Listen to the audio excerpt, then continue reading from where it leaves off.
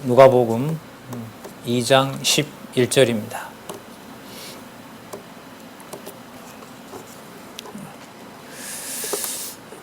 제가 읽겠습니다. 오늘날 다윗의 동네에 너희를 위하여 구주가 나셨으니 곧 그리스도 주시니라. 누가복음은 잘 아시는 것처럼 사역에 의한 성취 내용입니다. 예수께서 그리스도이심을 예수의 사역을 통해서 확증해 주시는 내용이 바로 누가복음입니다. 지금 읽었던 2장 11절이 누가복음의 주제를 가장 분명하게 보여주는 구절이라고 지금 우리가 소개를 받고 있죠. 우리 성경개론에서 요절로 택하고 있습니다. 잠시 설명을 드리고 지난 시간에 이어서 계속해서 말씀을 드리도록 그렇게 하겠습니다. 자, 다윗의 동네에라는 말이 나오죠. 이거는 틀림없이 왕의 사역과 관련이 됩니다. 메시아의 육적인 조상을 말하는 곳이기도 하고요. 그런데 누가복음에 오면 다윗의 혈통으로만 설명을 하게 되면 누가복음은 바르게 진입을 하지 못합니다. 지난 시간에 잠시 말씀드렸던 우리가 족보를 떠올려 보면 누가복음 3장 21절부터 22절부터 나타난 그 족보를 살펴보게 되면 바로 하나님의 존재로 끝이 납니다. 바로 하나님의 아들이라는 거죠. 자, 그 부분이 아주 중요한 부분이고요. 그리고 구주가 나셨으니 곧 그리스도 주시니라 이렇게 밝히고 있는데 사역과 연관된 얘기를 잠시 하겠습니다. 여기 사역은 우리가 이제까지 공부한 내용으로 보면 창세전 하늘에 계신 아버지와 언약을 맺으신 그리스도의 그 작정과 연관이 됩니다. 창세전에 영원한 뜻에 따라 언약하신 말씀, 거기에 바탕을 둔 우리 여호와의 언약과 성취 섭리대로 보면 영원적 언약 성취라고 할 수 있겠죠. 그 영원적 언약 성취의 바탕을 두고 창조부터 심판까지 실체적 언약 성취 내용이 나타납니다. 그러면 이 사역이라는 개념은 예수께서 시간으로 보면 아담 이후에 오고 아브라함 이후에 오지만 누가복음에 나타난 본문에 들어가서 살펴보게 되면 우리가 지난번에 살펴본 족보만 보더라도 바로 예수 그리스도를, 예수님을 하나님의 아들로 소개를 하고 있습니다. 소개할 뿐만 아니라 그분이 일을 하셨다라는 것을 말씀을 하고 있죠. 그러니까 족보 관리자가 누구냐라고 묻는다면 다윗의 혈통으로 따라서는 그 이후에 오지만 우리가 마태, 마가를 지났잖아요. 메시아임이 확증되었고 하나님의 아들로 더 확증되었고 그 바탕을 두고 우리가 생각해 볼 수 있는 것은 바로 그 족보 관리자가 다윗의 혈통으로 왔지만 다윗의 혈통을 관리했던 분이 바로 다윗의 동네에 태어나신 바로 그리스도, 그분이 바로 주이시다. 이 개념이 바로 사역의 의미입니다. 이 사역의 의미를 바탕으로 요한복음에 가면 그분의 본성이 바로 신성이시다. 이렇게 정리를 할 수가 있는 거죠. 뒤에 에어컨을 좀 꺼주셨으면 고맙겠습니다. 자, 그러면 지난 시간에 이어서 계속해서 말씀을 드리도록 하겠습니다. 교재는 7366쪽에 가시면 5장 1절에서부터 26절까지 속죄주 표적을 보여주신다 이렇게 나오죠. 한 장을 앞에 넘겨보시면 속죄주 표적을 왜 보여주시느냐, 속죄주 임무를 통해서 당신이 메시아임을 사역을 통해서 증거하시려고 하는 겁니다. 자, 이제 5장에서부터 9장 17절까지 크게 세 부분으로 되어 있습니다. 아들의 그 출생과 성장을 통해서 아들 사역을 하는 부분을 우리가 살펴봤고요. 그리고 그분이 아들로서 자기 관리를 하신다는 것이 족보까지 우리가 쭉 살펴봤어요. 그 다음 5장에서부터 9장 17절까지는 그러면 그 아들이 당신이 아들로서 사역을 하신다는 것을 확증해 주시는 겁니다. 그 확증해 주는 단계가 세 단계로 되어 있는데요. 물론 세 가지일 수도 있지만 그 단계가 심화되기 때문에 아들의 임무가 분명하다는 것을 확증해 주고 있기 때문에 제가 단계라고 말씀을 좀 드렸습니다. 속죄주 임무를 보여주시고요. 그 다음에 선지자 임무를 보여주세요. 그리고 통치자 임무를 보여주십니다. 이것이 논리적으로 연관이 되어 있습니다.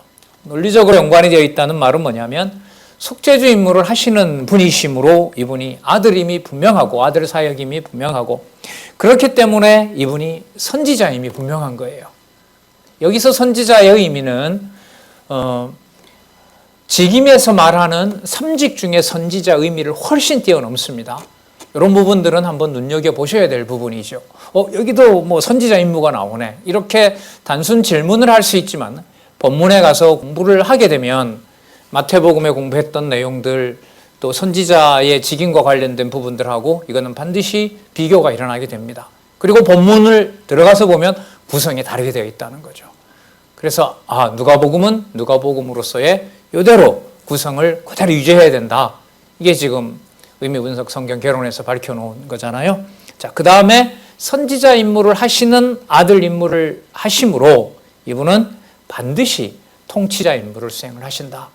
이렇게 연결이 되는 겁니다. 자, 우리가 지난 시간 1절에서부터 5장 1절에서부터 11절까지 고기 잡는 표적을 보여 죄인임을 고백하는 시몬을 부르는 내용을 살펴봤습니다. 그 8절의 연결고리를 한번 보고요. 다른 부분과 연관을 시키도록 하겠습니다. 시몬 베드로가 예수님의 무릎 아래 엎드려서 얘기를 합니다. 주여 나를 떠나소서 나는 죄인으로소이다. 이 말씀이 나오죠. 죄인이다. 그러니까 떠나시다라는 말은 당신이 감당할 수가 없는 분이라는 거죠. 자, 그리고 10절에 보면 예수님께서 무서워하지 말라고 얘기를 합니다. 그러니까 죄인인데 벌을 받아 마땅한 자라는 것을 마땅한 자가 죄인이잖아요. 그런데 예수님의 대답이 바로 여기에 속죄주 표적과 연관된 대답이 나오죠. 무서워 말라. 그러니까 죄인이 아니라는 거죠. 죄인이 아니다라는 겁니다. 자, 그러면서 사람을 취하게 된다. 고기가 아니라 사람을 취하게 된다. 그러니까 속죄주의 표적을 보여주시면서 죄인이라고 고백하는 베드로를 사람을 취하게 되는 이른바 이제 사도인 거죠. 그야말로 말씀을 전하고 예수를 그리스도로 증거하는 이제 이른바 사도로 부르는 내용과 관련이 되는데요. 여기서는 그 내용보다가 고기 잡는 표적을 통해서 바로 당신이 하나님 아들로서 하나님의 자녀를 죄 없다 하는 사역하고 연관이 되는 겁니다. 그래서 이 내용을 쉽게 이렇게 이해하기가 참 힘듭니다. 여러 해석이 나올 수 있는 부분이죠. 그럼 그 부분은 어떻게 해결을 해가야 되느냐? 그 다음에 나오는 본문에서 베드로가 죄인임을 고백하는 시몬이 죄인임을 고백하는 내용하고 연관을 시키면서 공통된 부분들을 모아가야 되는 겁니다. 그래야 26절까지 가서 바로 속죄주 표적을 보여주시는 거구나. 따라서 이분이 아들로 오셔서 바로 사람을 취하는 그 족보와 연관해서 말씀을 드리면은요. 족보와 연관해서 말씀을 드리면 바로 하나님의 자녀로 부르는 근거가 혈육이 아니라 바로 하나님 아들의 사역에 속한다는 겁니다. 그래서 제가 몇 번에 걸쳐서 족보 관리를 족보를 따라서 오신 예수님이 이미 하나님의 아들로서 그 족보를 관리해 오셨다. 마태복음의 목적하고는 다르다고 그랬죠. 아브라함과 다윗의 자손 예수 그리스도의 족보 그 얘기는 바로 그분이 메시아로 오신 부분임을 확증하기 위한 것이고, 자, 마가복음 지나서 하나님 아들의 신분임을 확증하고 누가복음에 오면 하나님의 일을 하시는 분입니다. 언제부터요? 창세전 언약의 바탕을 두고 창조부터 심판까지 그 사역을 예수님께서 이제 나라 사역에 가면 구체적으로 설명을 하시고요. 대속 사역에 가서 그 사역을 전 우주적으로, 그러니까 창조부터 심판까지 모든 사역을 얘기를 하는 겁니다.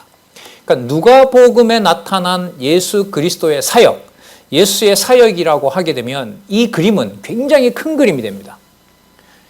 우리가 봤던 창조부터 심판까지 실체적 언약 성취 전체와 연관된 것이 바로 뭐냐면 누가복음에 나타난 사역입니다. 그래서 나중에 우리가 확인하겠지만 누가복음 마지막 장 24장에 가면 예수님께서 부활하셔서 성경을 강론하는 자리가 나옵니다. 그 성경 강론을 하시면서 예수님께서 성경 강론했다는 말은 창세기에서부터 말라기까지 내용을 다 풀어 가르쳐 주시는 거죠. 그러면 여러분 창세기 기사가 창조부터 아니겠습니까? 이미 이사야서나 선지서에 가면 심판때가 나오지 않습니까? 그리고 그 예수님의 가르침을 보혜사 성령께서 오셔서 사도들을 통하여 기록하도록 한 것이 신약 성경 아닙니까? 그러면 누가복음에 나타난 사역이라는 개념을 3년 동안의 공생애에다가 맞추면 절대로 안 된다. 절대로 안 된다. 그래서 제가 마태복음에 나타난 직임의 바탕을 두고 마가복음에 마리아와 요셉의 아들이 아닌 바로 하나님 아들, 그리고 순종한 것은, 낮아지신 것은 힘이 없어서 당하는 것이 아니라 아버지의 뜻을 완벽하게 순종한 부분, 그리고 그분이 시기 때문에 바로 하나님 우편에 앉으시는 분, 따라서 이분은 창조로부터 심판까지 하나님 나라의 일을 하시는 바로 하나님의 아들이시다는 것이 지금 강조하는 부분입니다. 자, 그러면 12절에서부터 16절까지에 보시면, 자, 요약 보겠습니다. 7368페이지. 문둥병에 들린 자가 깨끗게 되는 속죄주의 표적을 보여줍니다. 자, 온몸에 문둥병 들린 사람이 왔습니다. 와서 예수님께 구합니다. 저를 깨끗게 하실 수 있습니다. 자, 그랬더니 13절에 깨끗함을 받으라라고 하십니다. 그랬더니 문둥병이 떠납니다. 자, 14절 보시기 바랍니다. 예수께서 저를 경계하시되 아무에게도 이르지 말고 가서 제사장에게 내 몸을 보이고 또 내 깨끗게 됨을 인하여 모세의 명한 대로 예물을 드려 저희에게 증거하라 하셨습니다. 자, 경계하시되 아무에게도 이르지 말라고 하십니다. 이 부분도 하나님 이 아들의 강점을 두면 된다고 봐요. 하나님 아들로서 임무를 수행하시는 부분이라고 보면 됩니다. 자, 그 다음에 제사장에게만 보이라는 말은 증거를 확증하는 거죠. 그러니까 들레지는 말지만은, 왜냐하면 내가 하나님의 아들이기 때문에, 그 다음에 증명은 하라는 거죠. 모세에게 가서 문둥병이 고쳐졌을 때 예물을 드리도록 하라. 그러면 본인이 무슨 역할을 하신 거죠? 속죄주가 되신다는 것을 안내하고 있다는 사실을 제사장들에게 확증해주고 있는 거죠. 증거해주고 있는 거죠. 자, 재밌는 내용이 15절에 나옵니다. 예수님께서는 경계하시되 아무에게도 이르지 말라고 했는데 15절에 보면 예수의 소문이 더욱 퍼집니다. 그러니까 예수님은 하나님의 아들로서 하나님의 아들의 사역임을 강조하신 거고요. 하나님의 사역을 강조하신 거고요. 자, 복음을 들어야 될 자들에게는 그 사역이 드러나니까 드러나는 사역이 바로 온 지방에 선포가 되는 겁니다. 이게 어떻게 보면 모순인 것처럼 보이잖아요. 예수님은 경계하고 아무에게도 이르지 말라고 얘기를 하고, 그런데 예수님의 소문은 점점 퍼지게 되고, 예수님이 얘기한 것하고 다르지 않느냐? 아니요. 정확하게 일치하는 겁니다. 위로 올라가야겠죠? 아들 사역을 증명하기 위해서 증거는 하지만 아무에게도 내 자랑을 하지 말라고 얘기를 하신 것이고요. 그리고 이분이 사역을 하셨기 때문에 감춰지는 것이 아니라 어떻게 된다? 드러나게 된다. 이게 바로 15절 내용입니다. 자, 허다한 무리가 말씀도 듣고 자기 병도 나음을 얻고자 하여 모여옵니다. 자, 16절에 예수께서는 물러가사 한적한 곳에서 기도하시니라. 물리치시지는 않으시고 일단은 기도하시는 내용이 나옵니다. 누구에게 기도했을까요? 하늘에 계신 아버지에게 기도를 한 거죠. 기도의 핵심은 뭐였을까요? 본문에 따라오면 내가 하나님의 아들이다. 내가 하나님의 아들의 사역을 하는 것이다. 따라서 속죄주의 표적을 증거하는 것이 아들로서 사역을 하는 것이지, 이것이 바로 내가 고쳤다, 이런 걸로 자기 어떤 독자적인 영광을 취하려고 하는 분이 아니다라는 겁니다. 자, 그 그 다음에 보시면은요, 속죄주를 또 한 번 확인해 주시는 내용이 나타납니다. 자, 한번 볼까요? 26절까지 중풍병자를 고쳐 걷게 하는 속죄주의 표적을 보여줍니다. 17절에 보면 갈릴리 각촌, 유대, 예루살렘에서 나온 바리새인과 교법사들이 앉아 있어요. 예수님의 책 잡으려고 하는 자들이겠죠. 자, 병을 고치는 주의 능력이 예수와 함께 하더라. 이거 좀 체크해야 될 것 같습니다. 이게 뭐냐면 사역의 근거입니다. 사역이 어디로부터 오는지를 성경은 누가복음에서는 이렇게 선명하게 밝혀주고 있어요. 병을 고치는 여호와의 능력. 주는 여호와로 번역이 가능한 거죠. 자, 병을 고치는 주의 능력이 누구와? 예수와 함께 하더라. 분리가 된다고 보면 이 주의 능력은 여호와와 직결되는 거죠. 자, 그럼 아까 예수님께서 기도하신 거, 그 다음에 경계하신 거, 이 모든 내용이 지금 여기 와서 보면 병을 고쳐주는 주의 능력이 예수와 함께 한다는 것을 증거해 주기 위한 거라고 볼 수 있겠죠. 자, 중풍병자를 데려옵니다. 사람들이. 근데 사람들이 너무 많아서 들어올 수 없게 되니까 지붕을 뜯고 침상을 예수님 앞에 달아 내립니다.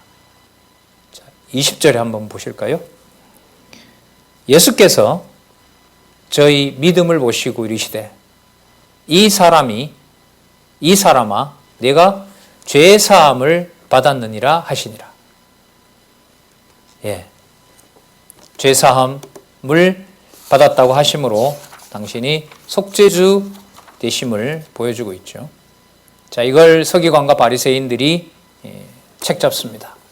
21절 중간에 보면 오직 하나님 외에 누가 능히 죄를 사하겠느냐. 22절 예수께서 그 의논을 아시고 대답하여 가라사대 너희 마음에 무슨 의논을 하느냐. 죄 사함을 받았느니라 하는 말과 일어나 걸어가라 하는 말이 어느 것이 쉽겠느냐. 그냥 능력만 보여주시면 되잖아요. 그러나 이게 목적이 있다는 거죠. 자, 24절에 그 답이 나옵니다. 인자가 땅에서 죄를 사하는 권세가 있는 줄을 너희로 알게 하려 함이라. 여러분, 이 부분도 매우 중요하지만 아까 17절에 나왔던 병을 고치는 주의 능력이 예수와 함께 함이니라. 이게 아들 사역으로서 속죄주 능력, 아들 사역으로서 속죄주 표적, 이렇게 이어가는 중요한 성경적 근거가 되니까요. 유의하시기 바랍니다.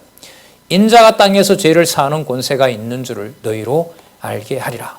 자, 목적은 아까 기도하셨다고 했고 들리지 말라고 그랬고, 자, 제목은 아들 사역의 표적이잖아요. 속죄주 표적이란 말이죠. 자, 그래서 25절에 제가 그리스라고 그랬죠. 그 사람이 저희 앞에 곧 일어나 누웠던 것을 가지고 누구에게? 아버지께 영광을 돌리며 자기 집으로 돌아가니 모든 사람이 놀라 아버지께 영광을 돌리며 심히 두려워하여 가로되 오늘날 우리가 기이한 일을 보았도다. 사역 정확하죠? 아들 사역을 선명하게 보여주시고 누구에게 영광? 아버지께 영광. 여러분, 앞부분에 나타났던 성경 그 구절 하나 소개할까요? 땅에서는 하늘에서는 아버지께 하나님께 영광이요 땅에서는 기뻐하심을 입은 사람들 중에 평화로다 했던 구절이 있죠. 그 부분이 바로 이 부분에서도 계속해서 연결이 되고 있습니다. 그 사이에 우리가 지난번에 살펴봤던 요셉에서부터 거꾸로 거슬러 올라가서 마지막 아버지, 최종적인 아버지가 바로 하나님이 되신다는 사실, 그 족보의 제일 마지막에 해당하는 부분을 우리가 살펴봤고요. 지금 그 아들로서 아버지의 영광을 선포하는 바로 사역을 행하고 있다는 사실을 우리가 확인할 수가 있습니다. 자, 그 다음에요. 7372에 가시면 속죄주 고난을 행하시는 내용이 나타납니다. 자, 앞부분까지가 표적을 보여주셨으니까요. 당신을 증명한 거죠. 내가 하나님의 아들의 임무를 수행하고 있는 것이다. 자, 그럴 만한 자격이 내가 있는 자다는 것을 알려주셨다면 이제 더 적극적으로 속죄주 고난을 행사하십니다. 반박하시면서, 자, 반박한단 말이에요. 누구를 반박하겠습니까? 바리새인과 서기관들을 반박하시면서 그럼 당신이 능력이 있느냐? 그럼 능력이 있다. 당연히 하나님의 아들로서 속죄주 권한이 나에게 있다. 그걸 보여주시는 겁니다. 그러니까 반박하시고 표적을 보여주시는 것으로 정확하게 연결이 됩니다. 자, 5장 27절에서부터 27절부터 39절에 보시면 제자들이 식사하는 것에 대한 비방을 들어 반박하는 내용이 나타납니다. 자, 세리와 죄인과 함께 예수님께서 식사하십니다.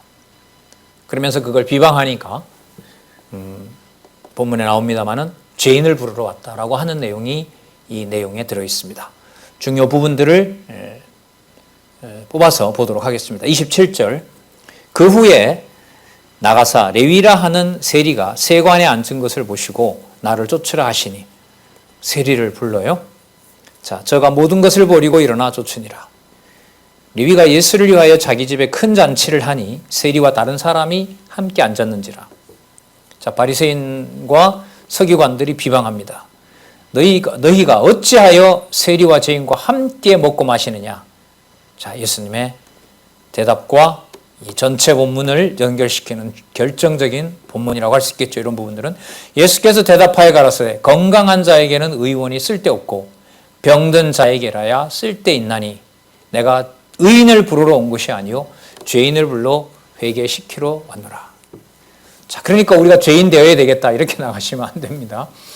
죄인이다 의인이다라는 것은 아들 사역, 예수 그리스도의 사역이 아니면 도저히 알 수가 없습니다. 죄인이 죄인인 줄 스스로 알게 된다면 자기 스스로 구원하는 능력이 자기한테 있다는 말이잖아요.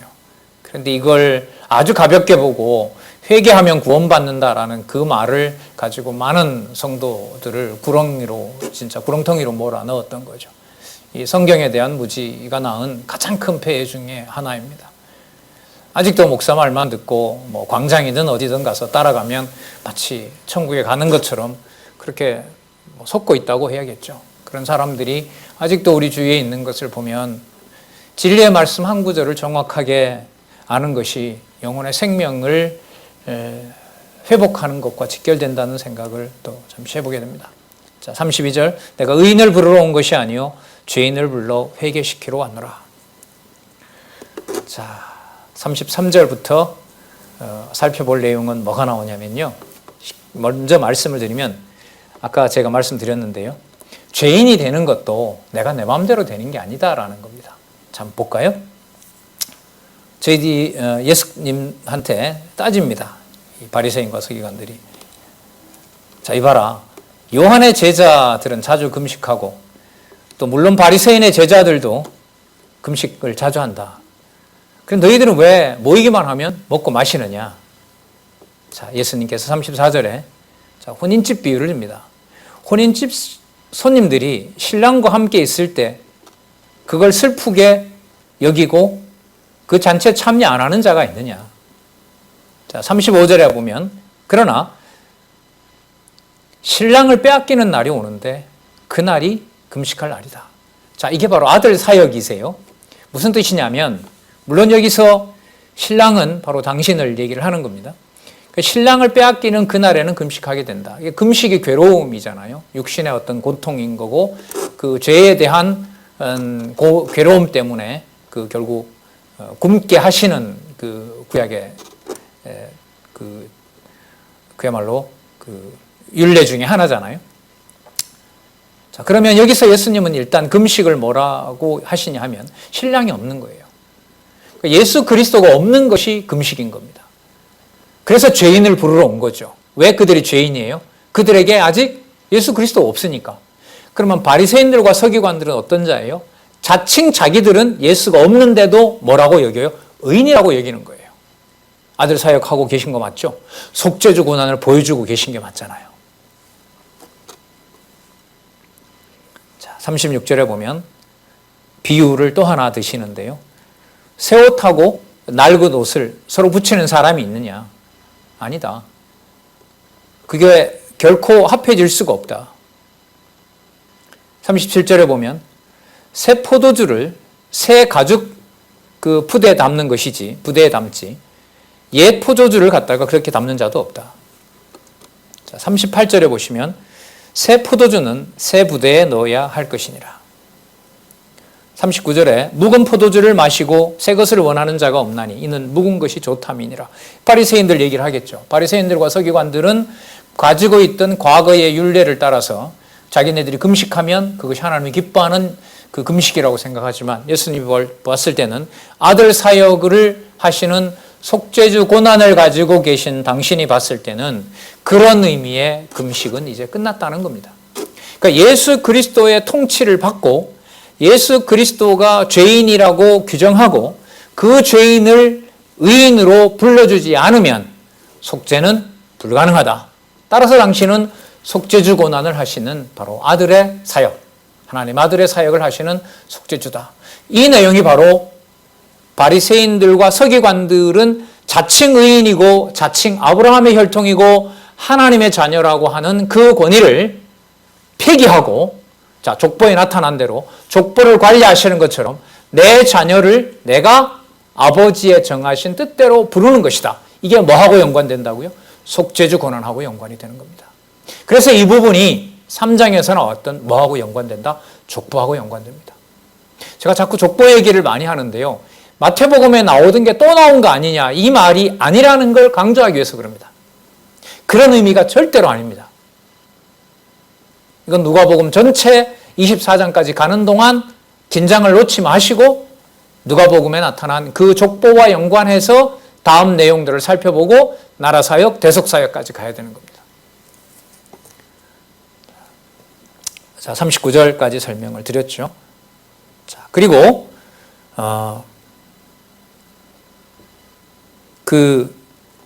새 것을 원하는 자가 없고 묵은 것을 좋아하는 자들과는 절대로 섞일 수가 없는 것이다. 그걸 함께 둘 수가 없는 것이다.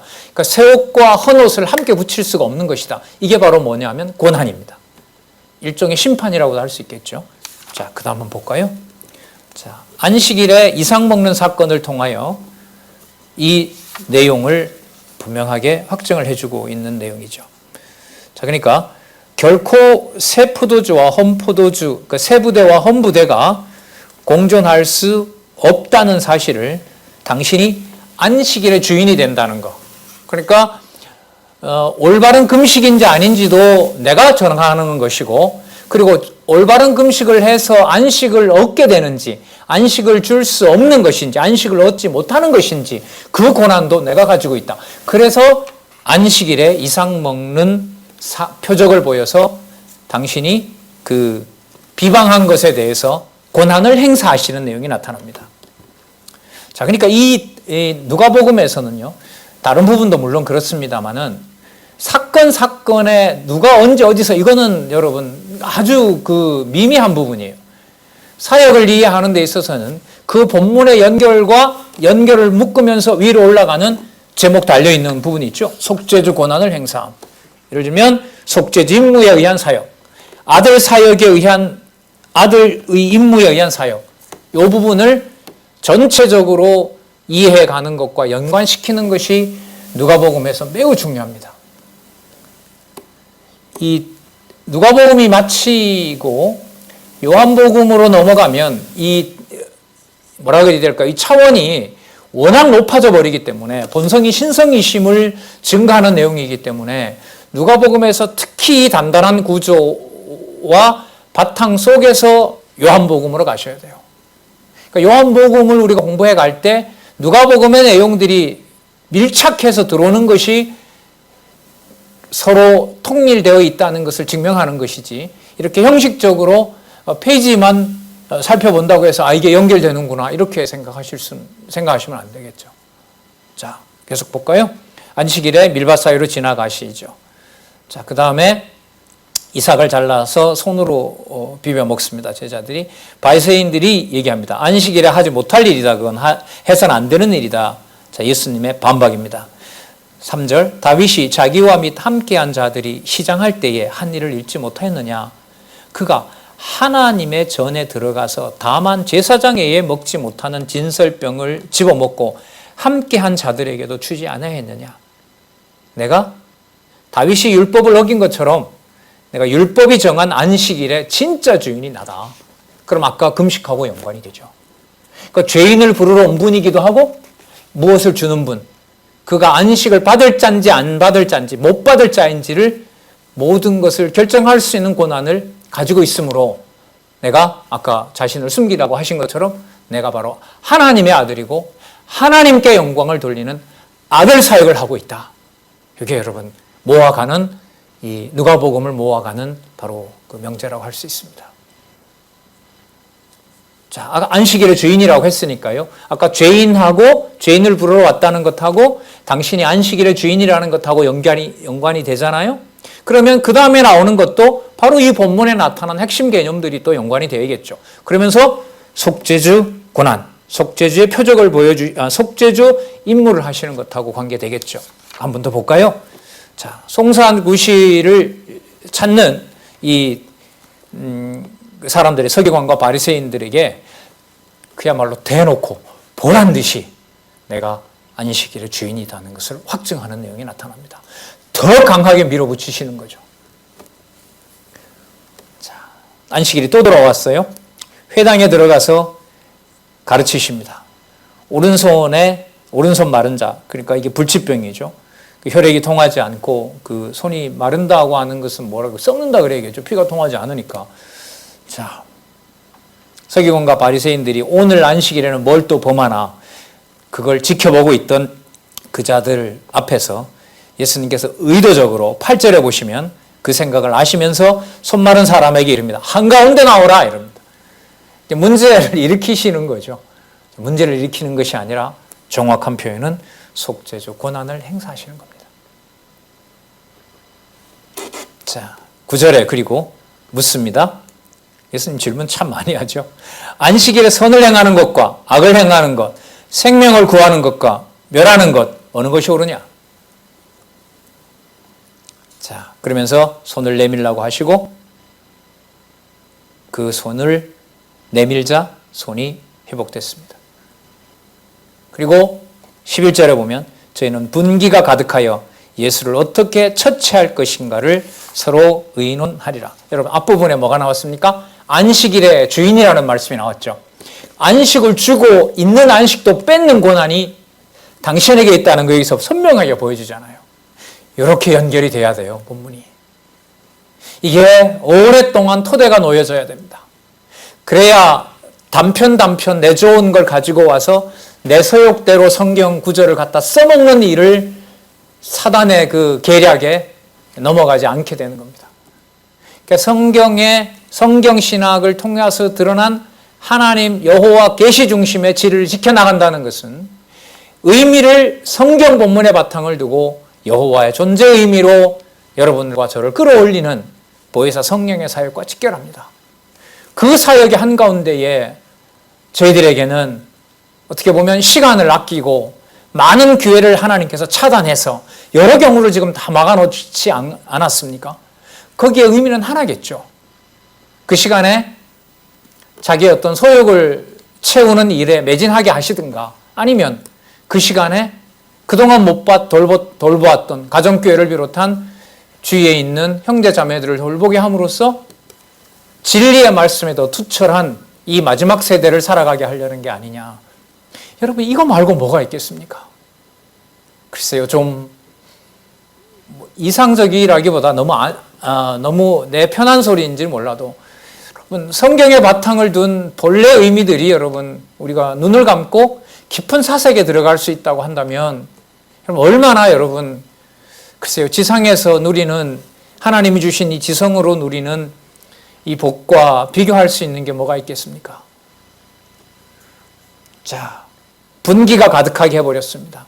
아까 손 마른 자는 어떻게 하고요? 그렇죠. 생명을 구해 주었고요. 자, 그런 권한을 가지고 계신다는 사실을 보여줍니다. 자, 여기서 여러분 한 장 넘겨보세요. 2절에 보시면 한쪽 가로 위에 보시면 이제 6장 12절에서부터 7장까지 선지자 임무로 들어갑니다. 예수님께서 분명히 속죄주가 되시죠. 자, 속죄주 임무를 보여주셨는데 이 속죄주 임무를 여러분 자 족보에서부터 두 가지만 얘기할게요. 족보 얘기가 나왔고 시몬 베드로를 사람을 취하는 자로 불렀죠. 그가 그러니까 죄인이라고 했으니까 불렀다는 말은 누구 자녀로 부른 거예요? 하나님 자녀로 부른 거죠. 그리고 나머지 아까 그 불치병인 사람들도 불렀습니다. 그럼 하나님의 아들로서 속죄주 고난을 행사하신 것이고 그 속죄함을 받은 자가 뭐가 된 거죠? 하나님의 자녀가 된 겁니다. 하나님의 아들의 사역을 할 수 있는 조건이 갖추어진 거예요. 그렇게 하기 위해서 이들에게 무엇을 부여합니까? 선지자 임무를 부여하는 내용이 나타납니다. 그러니까 선지자로서 당신이 아까 속죄함을 받은 자들로 하여금 그들에게 속죄함을 받은 자들이 아까 시몬 베드로에게 약속했던 것처럼 사람을 취하는, 그러니까 복음을 전하고 속죄주가 되시는 예수 그리스도를 전하고 하나님께 영광이 되는 일을 하는 자들을 부르는 일이 바로 6장 12절에서부터 7장까지 나타난 선지자 임무입니다. 이렇게 연결됩니다. 속죄주 임무를 통하여 하나님 자녀를 낳으시고, 아까 족보에 근거해서 좀 말씀을 드리면 낳으시고, 낳은 자들에게 그들도 약속하신 대로 시몬이 사람을 취하겠다고 했던 약속의 내용을 이루시기 위하여 선지자 임무를 보여주시면서 그 선지자 임무를 맡을 자들을 불러내시는 내용, 이게 바로 선지자 임무입니다. 그리스도께서 천상에서 사역을 하신다라는 이 말씀은 바로 뭐냐면 아까 말씀드린 대로 죄인을 부르러 왔다는 내용의 그 사실이 증거가 되면 거기에는 반드시 복음을 전하는 선지자 임무로 연결되게 되어 있죠. 그리고 그 관리를 우리 보고 하라는 것이 아니라 그게 세 번째입니다. 통치자 임무를 당신이 보여주세요. 너희를 보내고 안 보내고 가서 열매를 맺고 맺지 못하고 그 모든 것들도 아버지께서 정해놓은 대로 아들인 내 고난 속에 있다. 그래서 순서가 어떻게 되죠? 속죄주 임무, 그 다음 선지자 임무, 그 다음 통치자 임무, 이렇게 연결이 되면서 아들의 사역의 내용이 딱 마무리가 됩니다. 여기서 마가복음과 유사한 내용이 나온다 해서요, 마가복음과 마태복음 내용들을 이렇게 혼돈해서 생각하시면 안 됩니다. 그 좀 선명함을 위해서는 어쩔 수 없죠. 읽고 확인하는 수밖에 없어요. 선명해지면 저는 글쎄요, 아직도 이런 고민을 하는데요. 이걸 너무 지적으로 그냥 이렇게 흘러가는 게 아닌가. 그것도 생각하면 그렇죠. 내가 주어가 되니까 그렇지만 기록하신 계시의 말씀을 성령께서 더 확실하게 깨닫게 하신다고 하면 그보다 더 좋을 수 있는 게 과연 있을까요? 성경의 바탕을 둔 내용으로 꽉 차 있고 그때그때 그 자리 거기에 기록되어 있는 말씀이 여러함으로 진짜 성경은 하나님의 말씀이고 진짜 여호와께서 살아계신 확증이구나. 그걸 볼 때도 확인하고 보지 않으면서도 우리가 지성을 통해서 확인할 수 있다면 이 시대에 주어진 이런 어떤 코로나19 대유행병과는 비교할 수 없는, 글쎄요, 복이라고 말하면 너무 심한 얘기인 걸까요? 자, 그래서 7378에 선지자 임무를 수행함으로써 사역하시는 내용이 나타납니다. 그러니까 아까 연결 지어드렸죠? 죄인인 속죄주 고난을 행사하여 속죄함을 받은 자들에게, 특히 여기서는 사도들에게 바로 선지자 임무를 부여하시는 일을 하시는 겁니다. 볼까요? 6장 12절에서부터 49절 먼저 선지자 임무를 수행하시는데 12절에서부터 19절 12제자를 사도로 세우고 여러 표적을 행하여 수행합니다.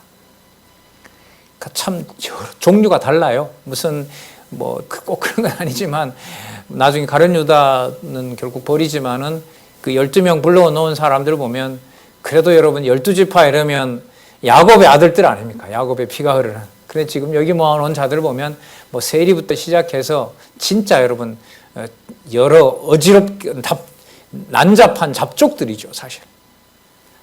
바리새인들과 서기관들이 봤을 때는 진짜 세리와 죄인들과 먹는 진짜 죄인처럼 보이는 자들, 그들을 속죄주 고난으로 지금 선지자 임무를 맡기는 내용이 나타납니다.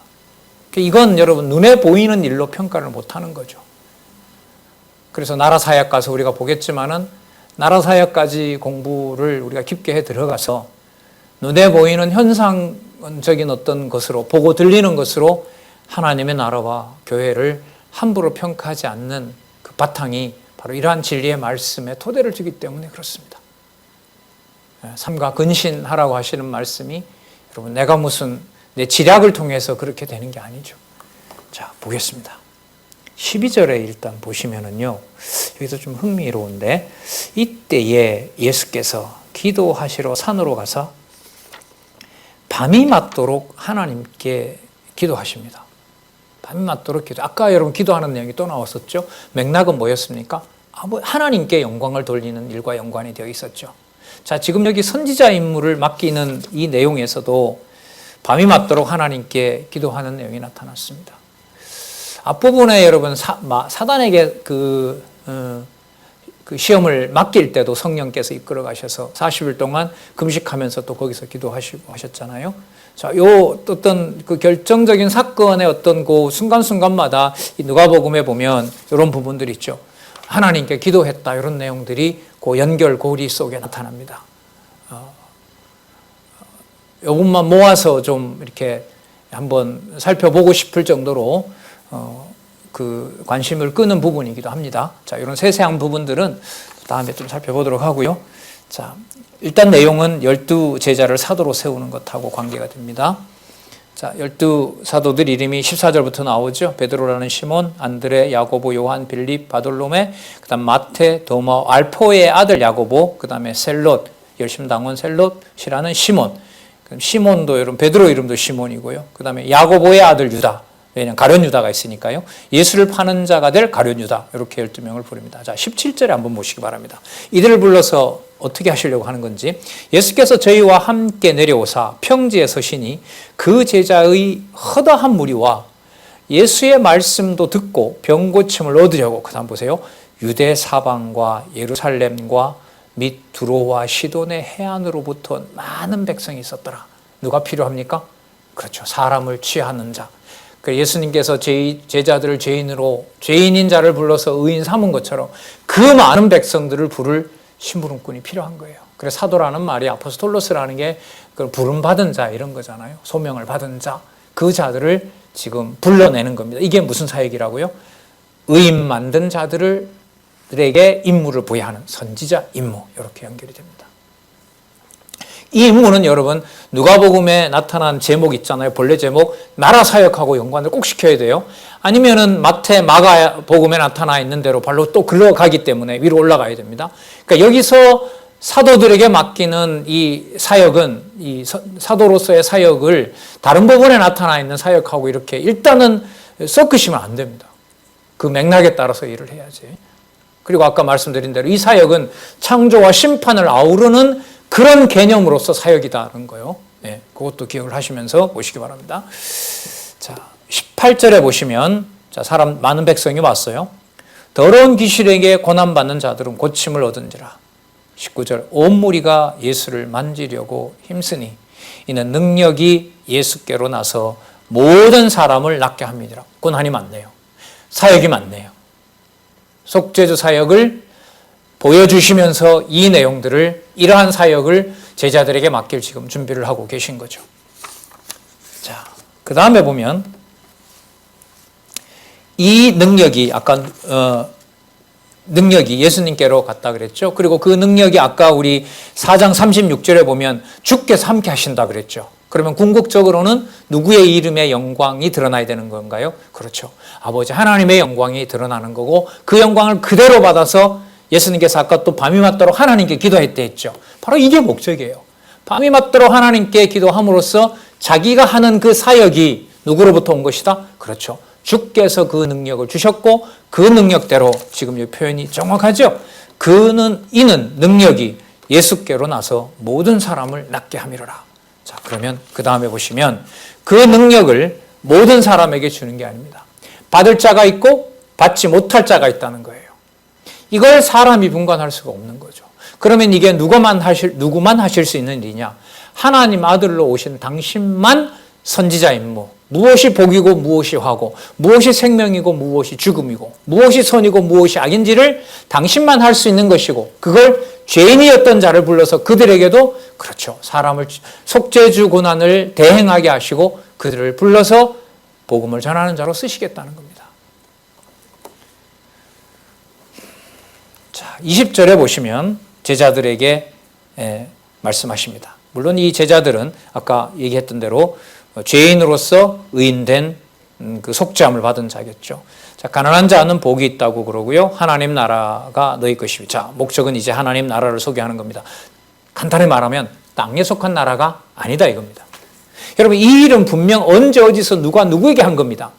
그러나 누가복음의 사역은 땅으로 가까운 것이 아니라 어디에 붙여놓고 봐야 된다? 그렇죠.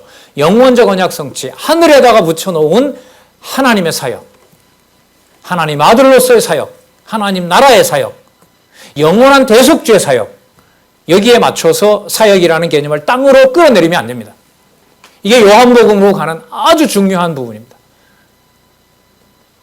그래서 어떤 글이나 이런 거 보실 때 영원한 사역 이렇게 만약에 어떤 신학자가 쓴다고 했을 때는 누가복음의 내용들이 딱 바탕이 되면서 그렇지 그대로 확인하고 있나? 확인도 하시고 비판도 하시고. 성경에 바탕이 되질 않고 신학 공부를 하게 되면 참 힘듭니다. 헤어나오기가 힘들어요. 자, 21절. 줄인 자는 복이 있나니 너희가 배부름을 얻을 것이요 우는 자는 복이 있나니 저희가 웃을 것이며. 이게 앞으로 그 선지자직을 수행할 내용들의 약속이라고 보시면 돼요. 앞으로 다 이루어 주실 내용들이거든요. 22절에 인자를 인하여 사람들이 너희를 미워하며 멀리하고 욕하고 너희 이름을 악하다 하여 버릴 때 너희에게 복이 있다. 화를 당할 때 복이 있다는 거죠.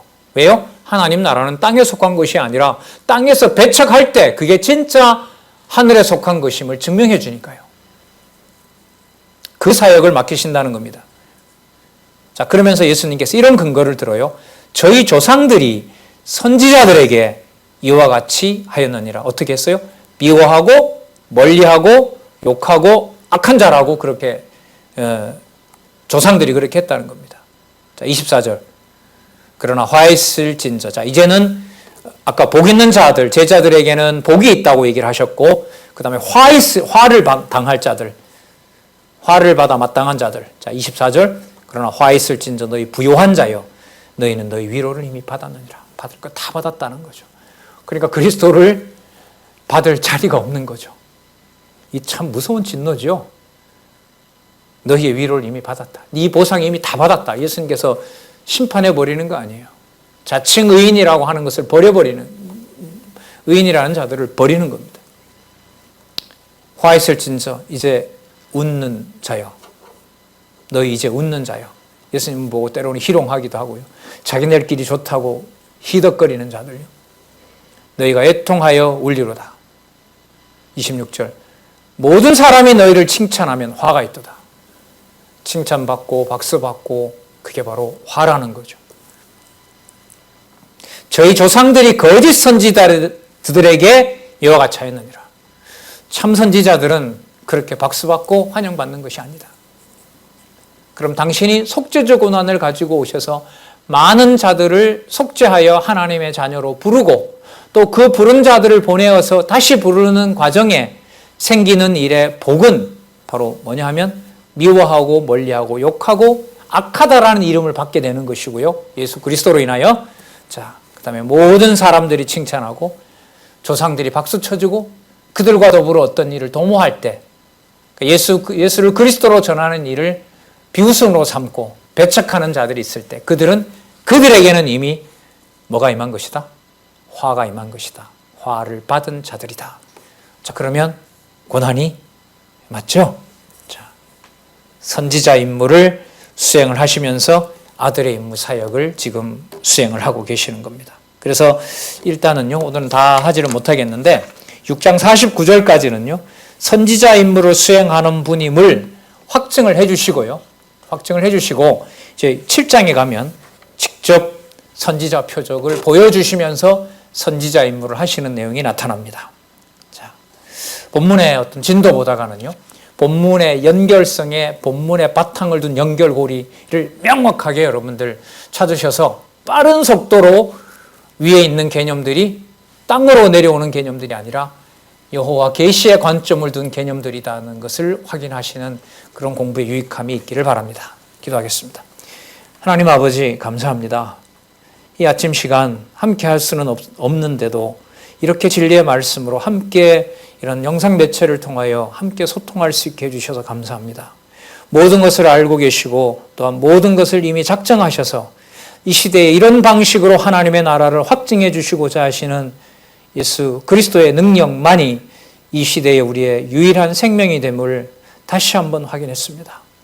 진리 더 사랑할 수 있게 해주시고 낙담하거나 답답해하거나 괴로워하는 많은 주의 백성들에게 하나님의 진리의 말씀이 그대로 선포되어 진리의 자유함이 따라올 수 있도록 우리를 지켜주시옵소서. 예수님의 이름으로 기도드렸습니다. 아멘.